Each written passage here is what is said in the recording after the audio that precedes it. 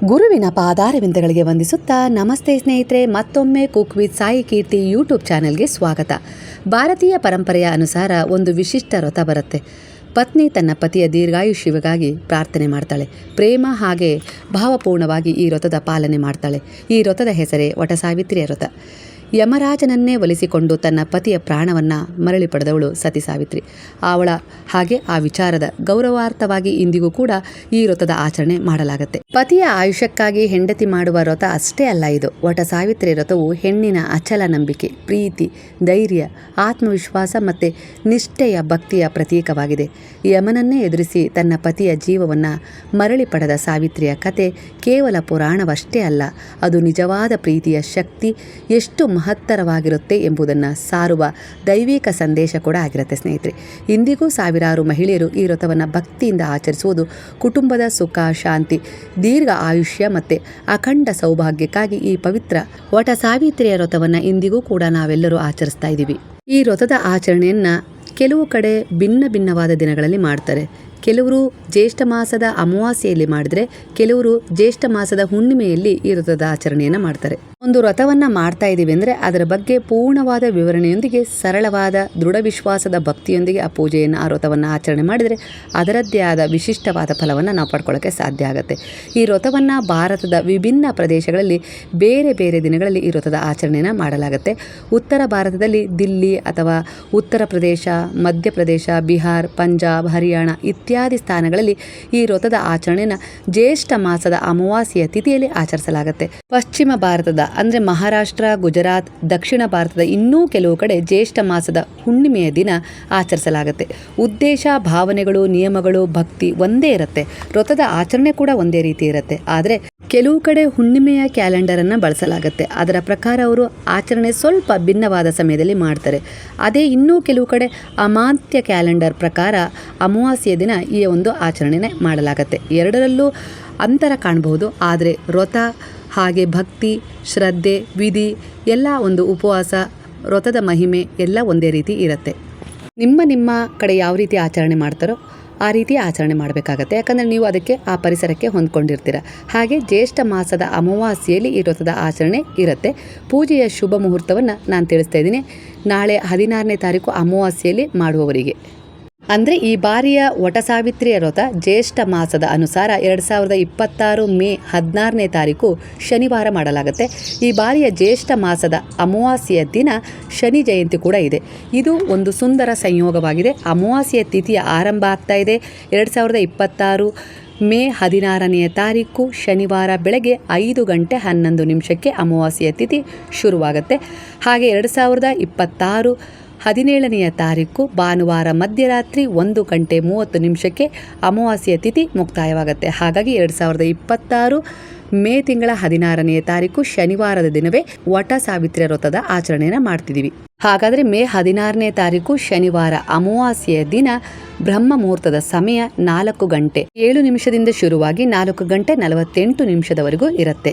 ಇದು ಬ್ರಹ್ಮ ಮುಹೂರ್ತದ ಸಮಯ. ಹಾಗೆ ಸೂರ್ಯೋದಯದ ಸಮಯ ಬೆಳಗ್ಗೆ 5:30 ಶುರುವಾಗುತ್ತೆ. ಸಂಜೆ ಸೂರ್ಯಾಸ್ತದ ಸಮಯ 7:05.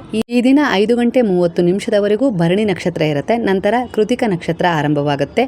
ಹಾಗೆ ನೀವು ಬೆಳಗಿನ ಜಾವ ವಟಸಾವಿತ್ರಿ ವ್ರತದ ಆಚರಣೆಯನ್ನು ಮಾಡ್ತಿದ್ದೀರಾ ಅಂದರೆ 4:27 5:30 ಒಳಗೆ ನೀವು ಪೂಜೆ ಮಾಡ್ಕೊಳ್ಬೇಕು. ಹಾಗೆ ಸಾಯಂಕಾಲ ಮಾಡ್ಕೊಳ್ತೀರಾ ಅಂದರೆ 7:03 8:08 ಸಮಯ ಇರುತ್ತೆ. ಹಾಗೆ ಅಭಿಜಿನ್ ಲಗ್ನದಲ್ಲಿ ಮಾಡ್ಕೊಳ್ತೀರಾ ಅಂದರೆ 11:50 12:15 ಸಮಯ ಇರುತ್ತೆ. ಹಾಗೆ ಶನಿವಾರ ರಾಹುಕಾಲದ ಸಮಯ ಇರುತ್ತೆ. ಬೆಳಗ್ಗೆ 8:54 10:36 ಬೆಳಗಿನ ಸಮಯದಲ್ಲಿ. ಹಾಗಾಗಿ ನೀವು 8:54 ಒಳಗೆ ನೀವು ವಟಸಾವಿತ್ರಿ ವ್ರತದ ಸಂಪೂರ್ಣ ಆಚರಣೆಯನ್ನು ಮಾಡ್ಕೊಳ್ಬೋದು. ಹಾಗಾಗಿ ಶನಿವಾರ ಅಂದರೆ 16ನೇ ತಾರೀಕು ಶನಿವಾರ ಬೆಳಗ್ಗೆ 4:27 ನೀವು ಪೂಜೆ ಮಾಡಲಿಕ್ಕೆ ಶುರು ಮಾಡಿ 8:53 ಒಳಗೆ ನೀವು ಪೂಜೆ ವ್ರತದ ವಿಧಿಯನ್ನು ಸಂಪೂರ್ಣವಾಗಿ ಮುಗಿಸ್ಕೊಳ್ಳೋಕ್ಕೆ ಒಂದು ಅವಕಾಶ ಇದೆ. ಹಾಗೆ 12:18 ಅಂದರೆ ಅಭಿಜಿನ್ ಲಗ್ನದಿಂದ ಶುರುವಾಗಿ 2 ಗಂಟೆ ಒಳಗೂ ಕೂಡ ನೀವು ಪೂಜೆಯನ್ನು ವ್ರತವನ್ನು ಮಾಡ್ಕೊಳ್ಬೋದು. ಹಾಗೆ ಮತ್ತೆ ಮಧ್ಯಾಹ್ನ 3:42 ಸಂಜೆ 5:28 ಒಳಗೂ ಕೂಡ ನೀವು ಈ ವ್ರತದ ವಿಧಿಯನ್ನು ಪೂಜೆಯನ್ನು ಮಾಡ್ಕೊಳ್ಬೋದು. ಹಾಗಾಗಿ ನಿಮಗೆ ಯಾವ ಯಾವ ರೀತಿಯ ಸಮಯ ಅನುಕೂಲ ಆಗುತ್ತೋ ಆ ಸಮಯದಲ್ಲಿ ಭಕ್ತಿ ಶ್ರದ್ಧಾ ಏಕಾಗ್ರತೆಯಿಂದ ಯಾವುದೇ ಗೊಂದಲ ಸಂದೇಹ ಇಲ್ಲದೆ ನೀವು ಪೂಜೆಯನ್ನು ವ್ರತದ ಆಚರಣೆಯನ್ನು ಮಾಡ್ಕೊಳ್ಬೋದು ಸ್ನೇಹಿತರೆ. ಸಮಯವನ್ನು ತಿಳಿಸಿದ್ದೀನಿ. ಹಾಗೆ ನಿಮ್ಮ ಒಂದು ಪ್ರಾಂತ್ಯದ ಪ್ರಕಾರ ಯಾವ ಸಮಯ, ಯಾಕಂದರೆ ಗುಂಪಾಗಿ ಹೋಗಿ ಈ ಪೂಜೆಯನ್ನು ಮಾಡೋದು ತುಂಬ ಪ್ರತೀತಿಯಲ್ಲಿದೆ. ಹಾಗಾಗಿ ಅವರವರ ಸಮಯಕ್ಕೆ ತಕ್ಕ ಹಾಗೆ ನೀವು ಹೋಗಿ ಈ ಪೂಜೆಯ ವ್ರತವನ್ನು ಮಾಡ್ಕೊಳ್ಬೋದು. ನಾನಿಲ್ಲಿ ವಿಶೇಷವಾದ ಮುಹೂರ್ತಗಳನ್ನು ತಿಳಿಸಿದ್ದೀನಿ. ಬೆಳಗ್ಗೆನೇ ಪ್ರಾತಃ ಕಾಲದಲ್ಲಿ ಎದ್ದು ನಾವು ನಮ್ಮ ದಿನನಿತ್ಯದ ಕಾರ್ಯಗಳನ್ನು ಮುಗಿಸ್ಕೊಂಡು ಮನೆಯನ್ನು ಸ್ವಚ್ಛಗೊಳಿಸ್ಕೊಂಡು ಮಂಗಳ ಸ್ನಾನವನ್ನು ಮಾಡಿಕೊಂಡು ನಂತರ ಮದುವೆಯಲ್ಲಿ ಉಟ್ಕೊಂಡೋ ಸೀರೆ ಆಗಿರ್ಬೋದು, ಇಲ್ಲ ಹೊಸದಾದ ಸೀರೆ ಆಗಿರ್ಬೋದು, ಶುಭ್ರವಾಗಿಟ್ಟಿರೋದನ್ನು ಉಟ್ಕೊಂಡು ನೀವು ಪೂಜೆಯನ್ನು ಶುರು ಮಾಡ್ಬೋದು. ಅಂದರೆ ವ್ರತದ ಪಾಲನೆಯನ್ನು ಶುರು ಮಾಡಬೇಕು. ಕೈ ತುಂಬ ಬಳೆ ಇರಬೇಕು. ಹಾಗೆ ಹಣೆಯಲ್ಲಿ ಸಿಂಧೂರ, ಹಣೆಯಲ್ಲಿ ಕುಂಕುಮ, ತಲೆಯಲ್ಲಿ ಹೂವು. ಅಂದರೆ ಒಬ್ಬ ಗೃಹಿಣಿ ಹೇಗೆ ಇರ್ತಾಳಲ್ಲ ಅದೇ ರೀತಿ ನೀವು ಪೂಜೆಗೆ ಒಂದು ಸಿದ್ಧತೆ ಮಾಡ್ಕೊಳ್ಬೇಕಾಗತ್ತೆ. ಹೂವು, ಹಣ್ಣು, ದೀಪ, ಧೂಪ ಎಲ್ಲವನ್ನು ತಗೊಳ್ಳಿ. ಹಾಗೆ ನಿಮ್ಮ ಕಡೆ ಯಾವ ರೀತಿಯ ಒಂದು ನೈವೇದ್ಯವನ್ನು ಕೊಡ್ತೀರೋ ಆ ನೈವೇದ್ಯವನ್ನು ಮಾಡ್ಕೊಳ್ಳಿ. ಯಾಕಂದರೆ ಭಿನ್ನ ಭಿನ್ನ ನೈವೇದ್ಯಗಳೊಂದಿಗೆ ಪೂಜೆಯನ್ನು ಮಾಡ್ತಾರೆ. ಹಾಗಾಗಿ ಮೊದಲಿಗೆ ಗಣಪತಿಯನ್ನು, ನಂತರ ಗೌರಿಯನ್ನು, ಗಂಗೆಯನ್ನು ಸ್ಮರಣೆ ಮಾಡಿಕೊಂಡು, ಮೂರ್ತಿಗಳನ್ನು ಸ್ಮರಣೆ ಮಾಡಿಕೊಂಡು ನೀವು ಈ ವ್ರತದ ಪ್ರಾರಂಭವನ್ನು ಮಾಡಬೇಕಾಗತ್ತೆ.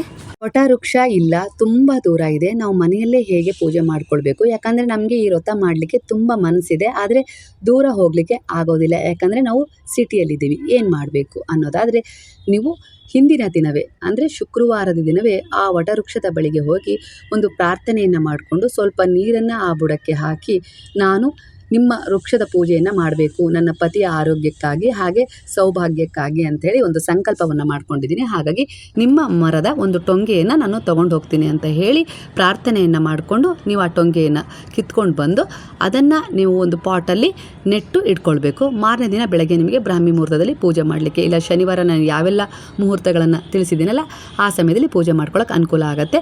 ನೀವು ಆ ಪಾಟನ್ನು ಮನೆಯ ಕಾಂಪೌಂಡಲ್ಲಿ ಹಾಗೆ ತುಳಸಿಯ ಕಟ್ಟೆ ಎದುರುಗಡೆ ಇಟ್ಕೊಂಡು ಅದಕ್ಕೆ ವಿಧಿವತ್ತಾಗಿ 2 ತುಪ್ಪದ ದೀಪಗಳನ್ನು ಬೆಳಗಿಸುವ ಮೂಲಕ ನೀರು ಹಾಗೆ ಅರಿಶಿನ, ಕುಂಕುಮ, ಹೂವು, ಗಂಧ ಲೇಪನ ಮಾಡಿ ನೈವೇದ್ಯವನ್ನು ಕೊಟ್ಟು, ಹಣ್ಣು ಹಾಲು ನೈವೇದ್ಯವನ್ನು ಕೊಟ್ಟು, ಹಾಗೆ ಅದರ ಸುತ್ತ ಕೂಡ ನೀವು ಒಂದು ಸಂಕಲ್ಪ ಮಾಡಿಕೊಂಡು ಒಂದು ಎಲೆಗೆ ದಾರವನ್ನು ಕಟ್ಕೊಂಡು ಅದಕ್ಕೆ ನೀವು 9 ಬಾರಿ, ಒಂದು 16 ಬಾರಿ, ಇಲ್ಲ 108 ಬಾರಿ ಪ್ರದಕ್ಷಿಣೆ ಮಾಡ್ತಾ ಆ ದಾರವನ್ನು ಸುತ್ತಿ ಅಲ್ಲೇ ಪ್ರಾರ್ಥನೆ ಮಾಡ್ಕೊಳ್ಬೋದು. ಸುತ್ತಿದ ದಾರ ಲಾಸ್ಟಿಗೆ ಕೊನೆಗೆ ಉಳಿಯುತ್ತೆ ಅಂದರೆ ಅದನ್ನು ಕಟ್ ಮಾಡಬಾರ್ದು, ಅದನ್ನು ಅಲ್ಲೇ ಇಟ್ಬಿಡಬೇಕು, ಆ ಗಿಡದಲ್ಲೇ ಸಿಕ್ಸ್ಬಿಡಬೇಕು. ಈ ರೀತಿಯಾಗಿ ಪ್ರಾರ್ಥನೆ ಮಾಡ್ಕೊಳ್ಳಿ. ನಂತರ ಹಣ್ಣು, ಒಂದಿಷ್ಟು ಫಲವನ್ನು ಯಾರಿಗಾದರೂ ನೀವು ಮಕ್ಕಳಿಗೆ ದಾನವಾಗಿ ಕೊಡಲೇಬೇಕು. ಹಾಗೆ ನಿಮ್ಮ ಗಂಡನ ಕಾಲಿಗೆ ಬಿದ್ದು ನಮಸ್ಕಾರ ಮಾಡ್ಕೊಳ್ಬೇಕು, ಅವರ ಆಶೀರ್ವಾದವನ್ನು ಪಡ್ಕೊಳ್ಬೇಕು.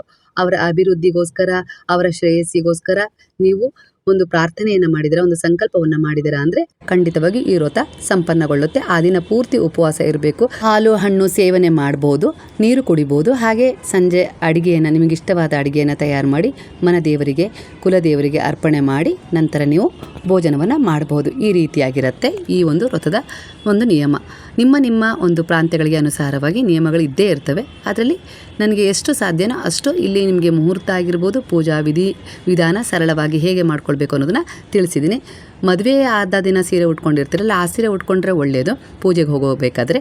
ಇಲ್ಲ ಅಂದರೆ ಹೊಸ ಸೀರೆಯನ್ನು ತೊಗೊಂಡ್ರೆ ಒಳ್ಳೆಯದು. ಹಸಿರು ಬಣ್ಣ, ಕೆಂಪು ಬಣ್ಣ ಈ ರೀತಿ ಸೀರೆಗಳನ್ನು ತೊಗೊಳ್ರಿ. ಹಾಗೆ ಕೆಂಪು ಬಣ್ಣ, ಹಸಿರು ಬಣ್ಣದ ಬಳೆಗಳನ್ನು ಇಟ್ಕೊಂಡ್ರೆ ತುಂಬ ಶ್ರೇಯಸ್ಸು.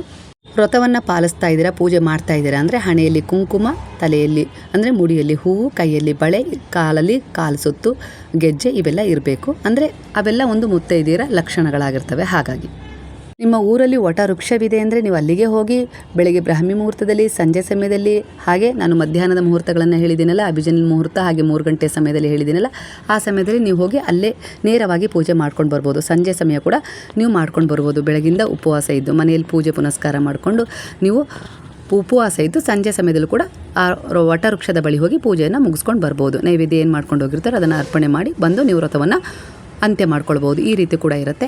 ಇಲ್ಲ ನಾನು ಬ್ರಾಹ್ಮಿ ಮುಹೂರ್ತದಲ್ಲೇ ಮಾಡಿಯೇ ನಾನು ಉಪವಾಸ ಇರ್ತೀನಿ ಅಂದರೆ ಖಂಡಿತ ಆ ರೀತಿ ಕೂಡ ಮಾಡ್ಕೊಳ್ಬೋದು. ನಿಮ್ಮ ಆಚರಣೆ ನಿಮ್ಮ ಒಂದು ಸಮಯಕ್ಕೆ ಅನುಗುಣವಾಗಿ ಮಾಡ್ಕೊಳ್ಳಿ. ಭಕ್ತಿ ಶ್ರದ್ಧೆ ಏಕಾಗ್ರತೆ ಮುಖ್ಯ ಆಗಿರುತ್ತೆ.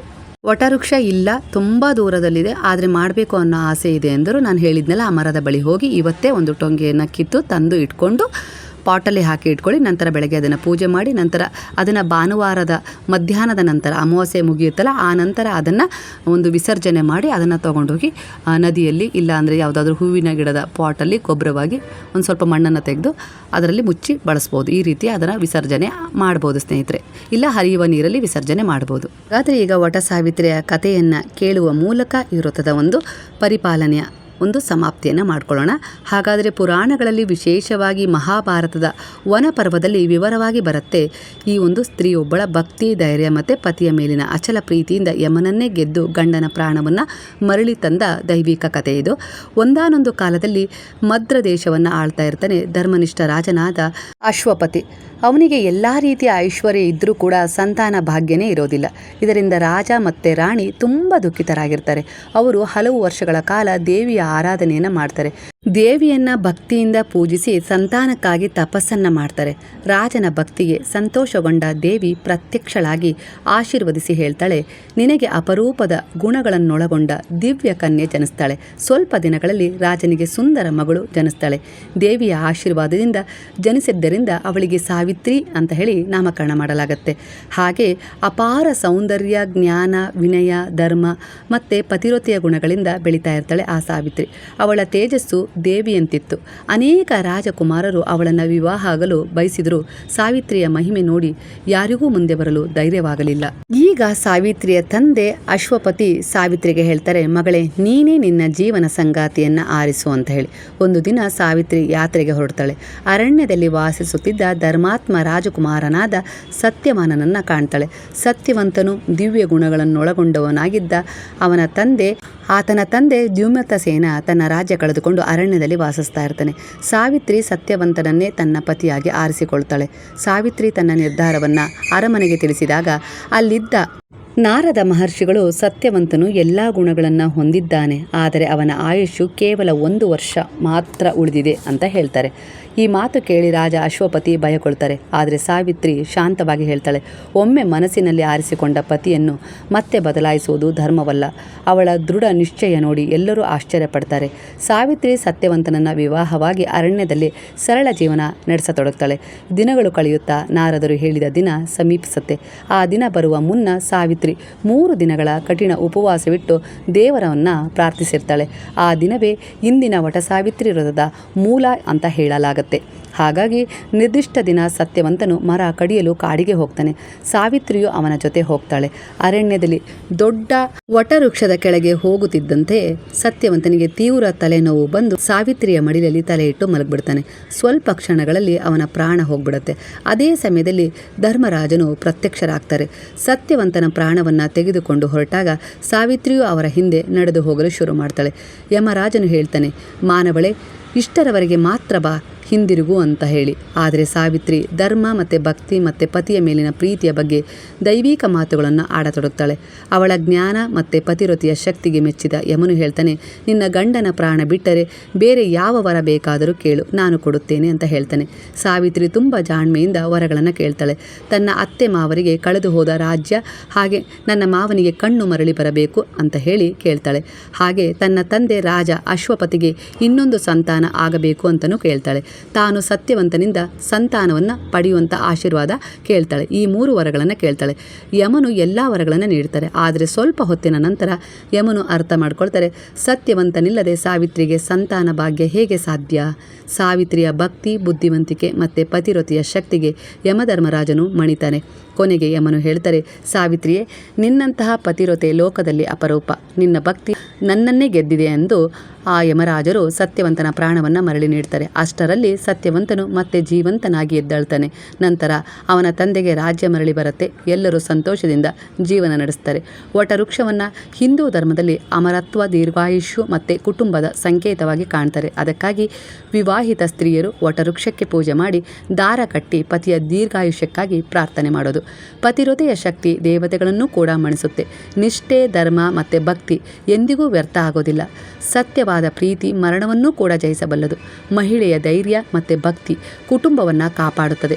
ವಟ ಸಾವಿತ್ರಿ ವ್ರತವು ಕೇವಲ ಆಚರಣೆಯಷ್ಟೇ ಅಲ್ಲ, ಅದು ಪ್ರೀತಿ, ನಿಷ್ಠೆ ಮತ್ತು ಧರ್ಮದ ದೈವಿಕ ಸಂಕೇತವಾಗಿದೆ ಸ್ನೇಹಿತರೆ. ಹಾಗಾಗಿಯೇ ಪತಿಯ ಆಯುಷ್ಯ, ಕುಟುಂಬದ ಸುಖ, ಶಾಂತಿ ಮತ್ತು ಅಖಂಡ ಸೌಭಾಗ್ಯಕ್ಕಾಗಿ ಆಚರಿಸುವ ಪವಿತ್ರ ವ್ರತವೇ ವಟ ಸಾವಿತ್ರಿ ವ್ರತ.